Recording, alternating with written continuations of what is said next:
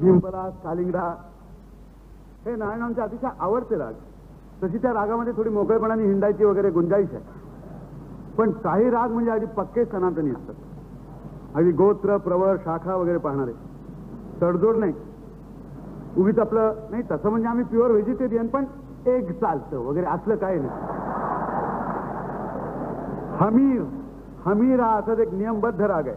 म्हणजे आधी पहाटे उठून पर्वती, सूर्यनमस्कार, रोटीवर दूध वगैरे कोष्टकातलं. उगीच कुठे संभाजी पार्कवर भेळ खा असला तिथे काही प्रकार.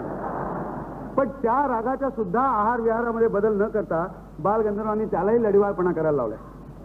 अहो, माणूस गंभीर असला तरी कधीतरी आपल्या स्वतःच्या मंडळींना सुखवून जाईल असं काहीतरी बोलतो तरी निदान. बालगंधर्वांनी हमीर रागातल्या जीवनातल्या थट्टेचा बरोबर तो क्षण पकडला आणि संगीताने साऱ्या देशभर मुलुकगिरी करून स्वरधन आणलेलं आहे.